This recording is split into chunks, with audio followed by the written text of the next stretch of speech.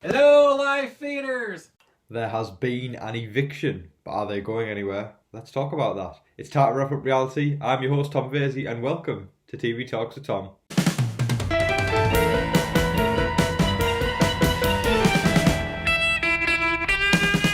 Well, folks, we're going to talk about Big Brother 21, and just before I jump into the video, if I sound rough or look rough, which I know I do, it's only because I've got a bit of a cold going on, and yeah, that's why, and it's bugging me a lot, but we'll get through it, because we're here to talk about Big Brother 21, and I also want to apologise, I haven't uploaded in the past few days, I haven't really got around to it, but I feel like this is a good time to do it, because then we can talk about, everything that's going on in regard, because there's been a whole week's worth of gameplay pretty much since I've last done a video, so we can talk about the veto bit, we can go over the eviction, or is it an eviction? And we can also talk about, things that are coming up and potential sort of concepts that could be happening within the house.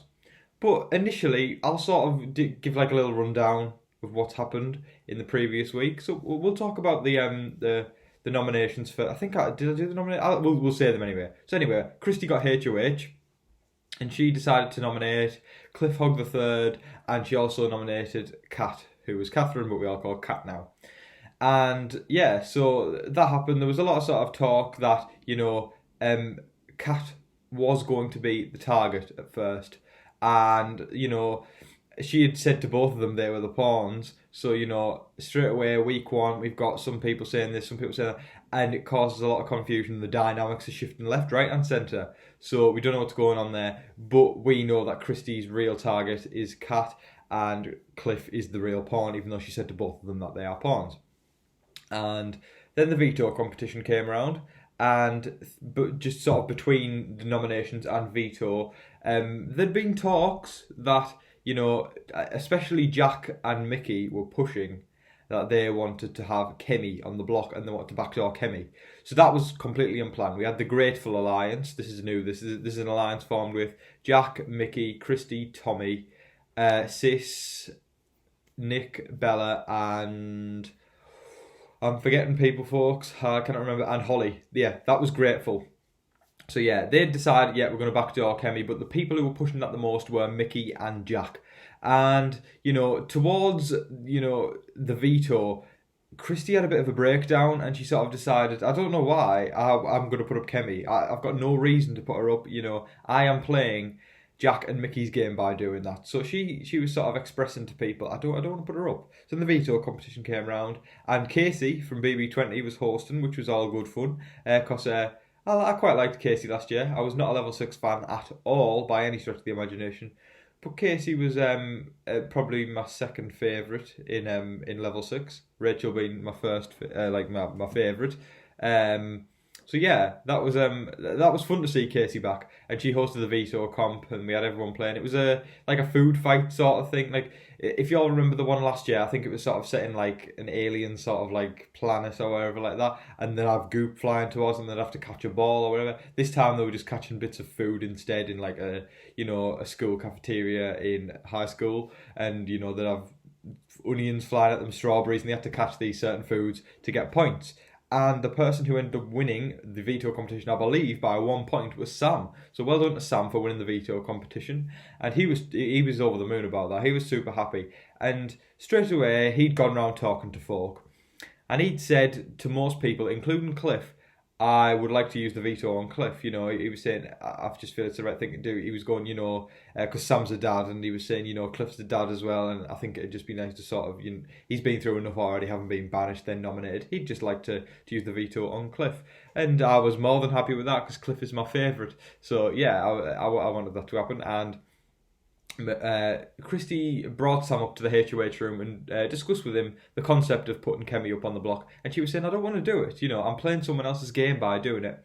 So she was like, how would you feel about not using the veto? And Sam was like, I don't know how I feel about that. I've already promised Cliff and a few others that, I'm going to use the veto on Cliff. So to go back on that would be, I don't want... he was saying this in the diary room after. He was saying, if I was to go back on that, it wouldn't be great for his game week one, because it would sort of just have a lot of people quite annoyed with him. So I think that was probably the right thing for him to do, to continue to say he's going to use the veto on Cliff. So then Christy and Sam sort of settled on that, and they were like, okay, yeah, we're fine with that. But the concept after that was, who would Christy then be willing to put up as a replacement nominee. And Sam brought up, would you be willing to put up Jack? Because Christy was getting annoyed with Jack. She really was. And they were sort of talking, do they have the numbers or is it too bold a move? And they sort of settled on it was too bold a move. So then they sort of were throwing Jess's name round, Ovi's name round. And then the veto ceremony came round and Sam did use the veto on Cliff. And Christy decided to put Ovi up as the replacement nominee. So we're going to talk about the Whacktivity comp now. I know, Whacktivity, crazy times, right? But we're going to talk about it, right? So there is this competition this year in Big Brother where, you know, you go off in, I'm assuming so far, there's 3 different groups because there's 15 people in the house at the moment. There's 5, it's just 3 different comps and 5 people for each comp. And you play it, and if you win, you get a secret power. And the first people to play in the first Whacktivity comp were Cliff, Nicole, Ovi, Kat, and Bella, I believe. Yeah, I'm going to say Bella. I reckon so. I could be completely wrong there. Correct me in the comments if that is wrong. But I believe they are the folks who played in the first Whacktivity comp. So yeah, and the person who ended up winning that was Ovi, but you couldn't tell anyone because it's a secret power, and you can tell people if you want. But you know, he was celebrating in secret. He was going because you can't be screaming, "Yes, I got it, I got it." You got to keep it low, folks. Keep it low. So that's what he's doing, right? And so Ovi won it, and this is the nightmare power. So this gives him the power if a HOH decides to put 2 people up on the block that he doesn't like, or just any nominees, it could be himself, it could be anyone. In the middle of the night, he will utilise that power, and everyone will be called downstairs to the kitchen table, and the HOH will be forced to make new nominees. And that is going to be super interesting because, you know, it'll change the dynamic up a lot. As a bargaining tool, so Ovi could stay in the house over Kat, he told Mickey and Jack that he's got that power, and straight away Jack and Mickey were, you know, trying to flip the votes, but then this, like, because Ovi said, you know, if you guys go on the block, I'm going to use the power on you, and obviously they're thinking, oh, we'll keep us safe, yeah, we'll do that. But then they were convinced by the girls that's probably the best thing to flush the power out. So then everyone sort of stuck with thinking they were going to vote Ovi. Now there was a lot of talk this week in regards to the vote, and it sort of led to a somewhat of a blind side, but it wasn't really. Sort of, we'll go over that.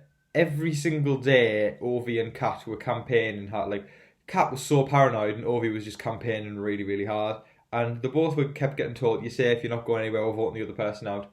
So either way, someone's going to feel a bit shunned if they went out. But Ovi had spoken to a couple of people. I'm going to bring up Cliff specifically, and said, you know, if the votes aren't in my favour, please let me know, because I'd rather go out with a bit of dignity and feel humble, because I don't want to be blindsided on national TV or live TV, and I'd just rather know. So Cliff said he'd let him know, and when the eviction came round, Ovi was evicted by a vote of 12-0. Is it 12-0 about right? Yeah, that sounds right. Yeah, 12-0. And he knew that it was coming. He did know that it was coming. He said, you know, I expected it and stuff like that. And so Cliff must have let him know, someone must have let him know that he was going home. But just before he managed to walk out the door, the Camp BB horn sounded, which was fun. And it went a little something like this.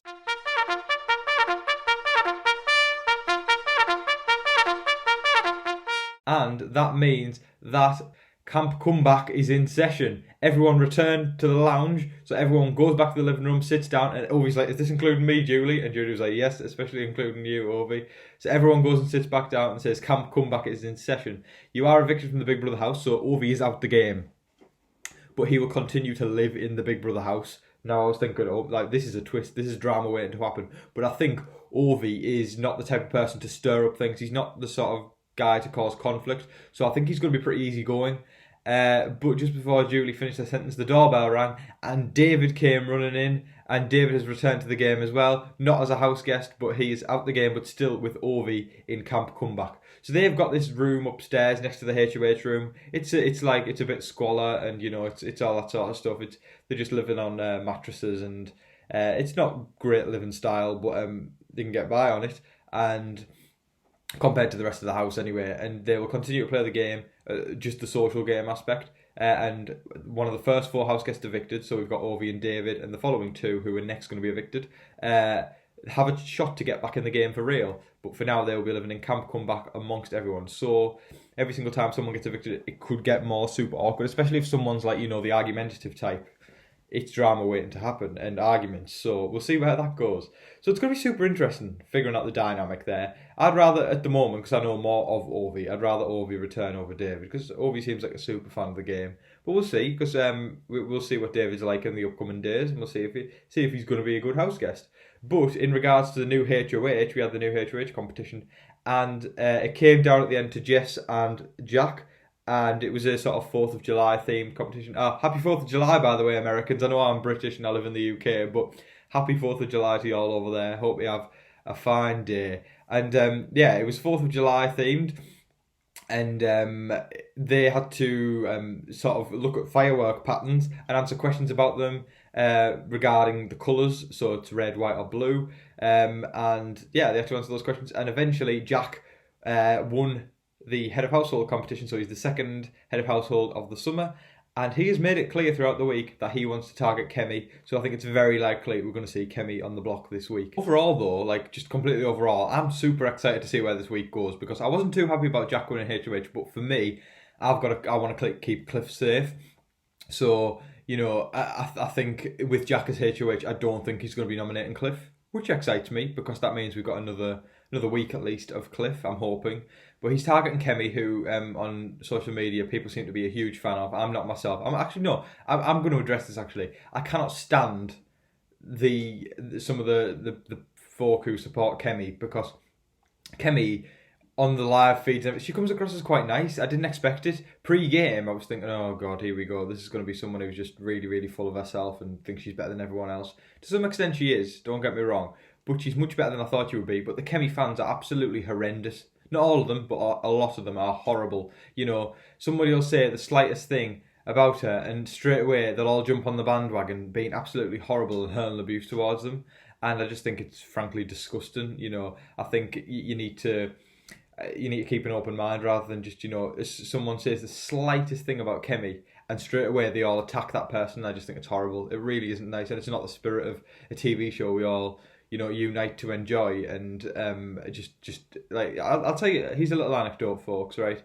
Big Brother UK, which is, the show in my country, that shut down last year. They cancelled that, and I think a lot of that was to do with public perception and the way people talked about the show, and I'd hate to see the same thing to happen to the US one. So please, folks, I know this is probably not going to reach a lot of people, this video, but please, I think, just spread the positivity about the show. Stop everyone arguing, stop everyone slating the show, because you'll all be complaining when BBUSA is shut down, and you'll all be in the same position as us in the UK who really want Big Brother back. Don't get me wrong, I think Big Brother UK is going to come back eventually, but we want Big Brother USA to stay. So please, just positivity and be nice about the show, because there isn't anything wrong with the show. Production obviously meddle a lot, but we all enjoy it, because if you all keep watching it and keep trashing it, then why are you watching it if you keep trashing it? If you trash it, then you obviously don't like it. So you're just trashing it for attention, really. So continue to watch it and be positive about it, because if you don't like it and you trash about it, then there's no point watching it. Clear off. We don't need you in the fan base. But if you're going to be positive and enjoy it, then watch it, because that's what we like. But there was a little anecdote there, folks, and that was me and my motivating speech. And I hope that touched you all. No, I'm joking, but seriously, that I'm being serious about that, because I know what happened to the UK show, and I wouldn't want it to happen to the US show as well, because I really enjoy watching that one. I'm sure you all do over there as well. But yeah, that's pretty much what's been going on. And I got a look at the live feeds, and they were all sort of just getting to know David a bit more, because essentially he's a stranger compared to everyone else. So they were telling him about some things that have been going on, and he was introducing. He's been in sequester for 15 days. Imagine staying in a hotel room for that long. Oh my lord, that's a long time. So a big up to David, big respect, because that's a long time. He's obviously passionate to stay in the game. And he's probably signed a contract, but who knows? But yeah, we'll see where this goes. And I'm assuming that the nomination ceremony is going to be today, so we'll have updates on that soon. But apart from that, that's pretty much everything that's been going on. And as I say, it's great to be back on YouTube. I know I haven't been uploading for the past 3 or 4 days. I probably should have done, because there's been quite a few things going on. But it's nice to sort of keep everything compiled into this video.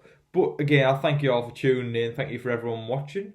I really appreciate all the support I'm getting. It's phenomenal. It really is, and I just people liking, commenting, subscribing. It's just amazing, and sharing as well. It just means the world to me. And if y'all could keep doing that, because I love doing this channel, and when I've got like a whole like sort of motivate. It's more of a motivating factor when you all keep sharing and stuff like that. And I still do it anyway because I love talking about these TV shows. But when you all can share and not do all that jazz, it's I really do appreciate it, and it motivates me even more to because I know more people are enjoying it, and I love to entertain people. I love to make sure everyone's enjoying the show, and that's really what I'm here for. And I think it's a great sort of YouTube is just a phenomenal platform to just get your thoughts out there in regards to something that you're passionate about, and that's what I'm doing here. So as I say, thank you for all that, folks. And Big Brother 21 is fantastic too. So I'm going to say all the cliche stuff now. Don't forget to share, like, comment, subscribe, do all that jazz. I've been your host, Tom Vasey. Good night.